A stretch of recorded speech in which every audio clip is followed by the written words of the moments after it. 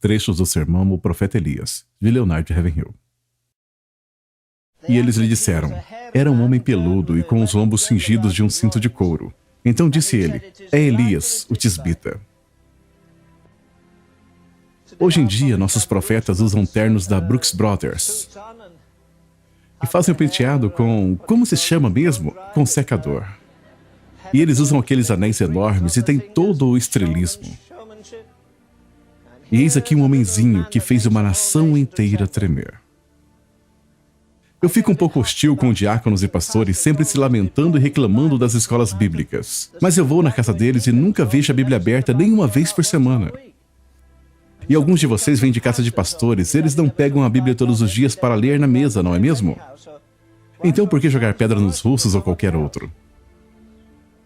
O juízo deve começar na casa de Deus. Como diz uma antiga canção, não é meu irmão, não é minha irmã, sou eu, Deus, que preciso orar. Mas atualmente a maioria dos pregadores são estúpidos. Eles conseguem fazer piadas pouco antes de ir pregar. Eu vou dizer o segredo de pregar, não que eu tenha encontrado, eu só redescobri na palavra de Deus. Isaías 66:2. Para este homem olharei, o que treme da minha palavra. E isso não significa que na primeira vez que você se levanta, você descobre que seus joelhos são bem amigos, batendo juntos. Não significa esse tipo de tremor, mas o tremor da incrível tarefa de representar um Deus santo no mundo profano. E então é Pedro que fala deles pregando com o Espírito Santo enviado do céu. Jesus era o Filho de Deus desde o momento em que ele deixou o ventre de sua mãe, mas ele não pregou antes de ser ungido. Ele se levantou e leu as Escrituras quando ele tinha 12 anos de idade na sinagoga, mas ele nunca pregou. Mas como esses caras ousam pregar só porque tem um pedaço de papel pregado na parede, com mais ou menos 10 por 18 polegadas de tamanho, dizendo que eles foram ordenados? Não há nenhum homem na terra que pode ordenar a outro homem para o ministério. Só há uma ordenação. As pessoas dizem às vezes, sabe, aqueles homens no cenáculo não foram ordenados. Mas é aí que você se engana. Eles foram ordenados sim. Porque Jesus diz em João 15:16, eu vos ordenei. Essa é a única ordenação, a ordenação das mãos furadas. Não a ordenação das mãos bem cuidadas, de unhas bem feitas, de um bispo ou outro qualquer. Não é incrível como 120 homens no cenáculo puderam virar uma cidade de cabeça para baixo? Eles viraram nação de pernas para o ar, e 4.000 pregadores se reúnem por 10 dias custando $5 milhões. E ninguém sequer percebeu que eles estiveram na cidade. Não tem lógica. Então aqui está a pergunta que você deve se fazer. Qual a diferença entre o batismo com o Espírito Santo de Atos 2 e o batismo com o Espírito Santo de hoje? Há uma discrepância terrível. Mas, obviamente, a igreja do Novo Testamento e a de hoje são duas coisas muito diferentes. E outra coisa, é bom ir à escola bíblica. Eu fui uma vez. Mas você pode aprender muito mais debaixo de uma árvore ou em algum lugar no campo com sua Bíblia e ouvindo a Deus, do que ouvindo a qualquer outro te dando tudo mastigado. Apenas estudar a sua Bíblia não te tornará um santo. Tem que penetrar na sua corrente sanguínea e percorrer por você. Você pode encher sua cabeça de conhecimento, e isso é bom. Você pode aprender hebraico e grego, o que é legal, mas não há nenhum substituto para um relacionamento pessoal com o próprio Deus. Vocês se lembram quando eles nomearam os sacerdotes no ritual antigo do Velho Testamento? E Deus disse, separe Arão e seus filhos para que eles ministrem a mim. Agora, quantos de vocês ministram ao Senhor hoje em dia? Não trabalhar para Ele, mas trabalhar com Ele. Não apenas falar para Ele, mas uma via de mão dupla onde Ele fala de volta. Vou dizer algo, se você está diante de Deus, você nunca se ajoelha diante dos homens. O homem que esteve na presença do Deus Santo e Eterno nunca se curvará. Nunca será flexível. Ele entrega a palavra que Deus o deu. Vamos lá, agora me diga. Você gostaria de acordar de manhã e que Deus te dissesse, vá à Casa Branca o mais rápido que puder e diga ao presidente, Com todas as suas ocupações, nada é mais importante do que o que eu tenho a dizer. Eu estive com Deus e Ele me disse que vai virar a chave do céu assim e vai fechar o céu para não chover mais. Agora vamos. Você ama os Estados Unidos o suficiente para mandá-lo à falência? É melhor uma nação ir gorda para o inferno ou ir magra para o céu?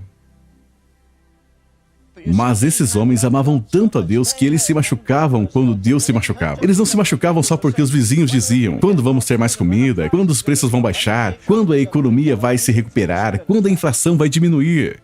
Quantos pregadores vocês acham que vão ao púlpito neste domingo dizer: escutem, os Estados Unidos passaram mais uma semana machucando a Deus, quebrando os seus mandamentos. Estamos violando os seus sábados.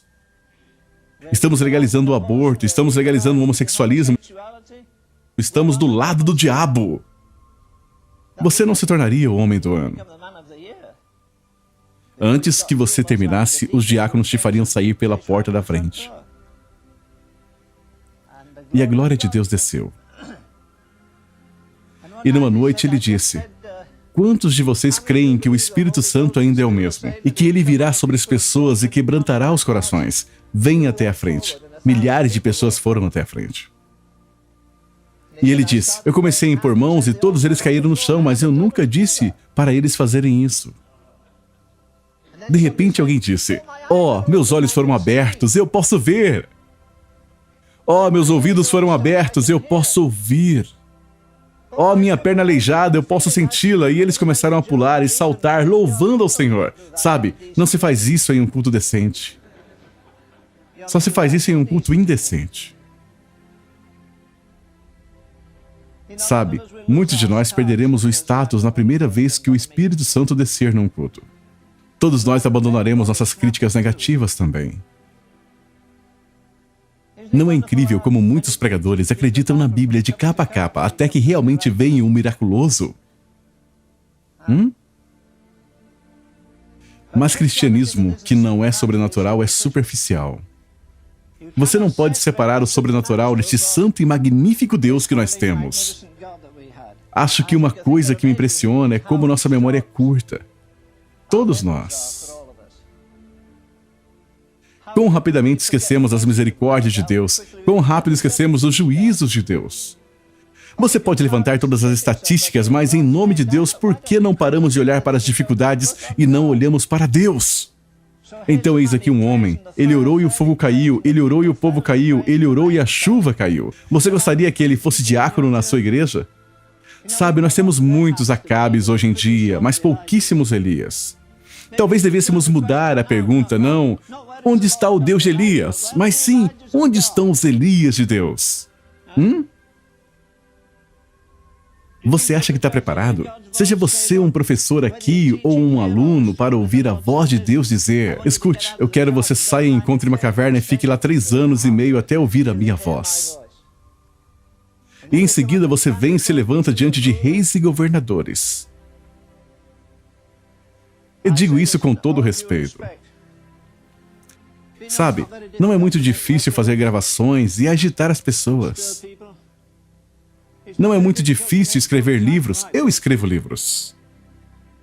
Mas me diga, onde estão os homens que podem fazer cair fogo do céu hoje em dia? Qualquer um pode comprar nossas gravações. Quase todo dia as pessoas me perguntam: você está escrevendo outro livro? Você vai escrever algum livro sobre o trono do julgamento? Algum livro sobre adoração? Não precisa de muita coragem moral para sentar numa cadeira giratória, pegar minha Bíblia e anotar algumas referências e encontrar um monte de coisas acumuladas aqui na minha mente. Mas se eu encontrar Acabe pelo caminho? Aí um cara vai e deixa o machado voar, mas tem muita gente e ele não quer que ninguém perceba. Então ele tem que cortar a árvore com um cabo. Você acha ridículo, mas é isso que alguns de nós estamos fazendo. Você está tentando cortar a árvore com um cabo, apenas com o conhecimento da palavra de Deus. E não com unção. Onde você perdeu aquela unção e ternura que você tinha alguns anos atrás? De jeito nenhum. Você abandonou. Todo pregador aborda esse versículo do jeito errado. Você perdeu o primeiro amor. Não é isso que a Bíblia diz, ela diz, você abandonou o primeiro amor. Onde você pode recuperar aquela ternura, aquela intimidade que você tinha com Deus? Onde você fez uma escolha? Talvez você começou a flertar com uma namorada e negligenciou o estudo da Bíblia e da oração. Ou foi jogar handball ou qualquer outra coisa. Handball é pecado? Sim, é pecado se você amar isso mais do que Deus. Agora, não é suficiente confessar. Há algo além de confessar. Que precisa ser não só arrependimento, que precisa ser, quando for possível, claro, nem sempre é possível, mas deve haver restituição. Sabe, você pode perder a acessibilidade com Deus mesmo na escola bíblica. Eu creio que metade dos motivos de não termos avivamento é por não reconstruirmos nossos altares, não reparamos. Você ainda assim tem que voltar diante de Deus em humilhação e lágrimas e reparar o altar que foi derrubado. Aqueles votos que você fez e não cumpriu. Talvez você fez algo do tipo, semana passada eu vou orar pelo menos 1 hora por dia. Eu vou estudar a Bíblia pelo menos 1 hora além das minhas atividades da escola. Eu vou dar mais do meu dinheiro, ou algo do tipo. Qualquer voto que você tenha feito, qualquer voto que eu tenha feito, devemos reparar o altar.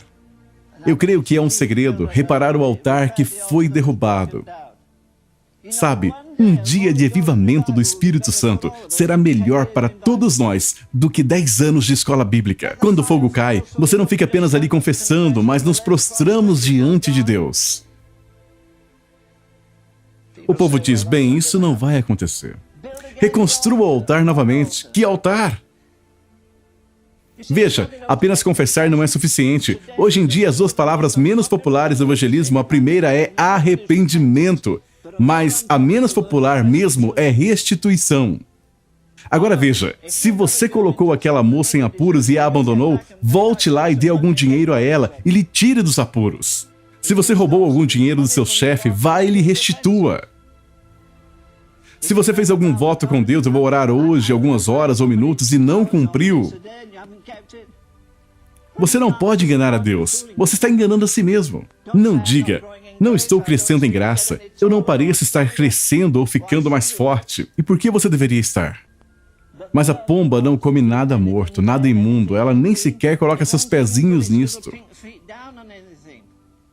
Essa é uma ótima ilustração, porque se você estiver morto nas suas ofensas, transgressões e na carne, o Espírito Santo não virá. Ele pode vir para te convencer e dar um impulso, mas ele não vai habitar no seu coração se tiver imundícia e corrupção aí. Você pode chorar, clamar e fazer todas as confissões, mas não receberá o Espírito Santo.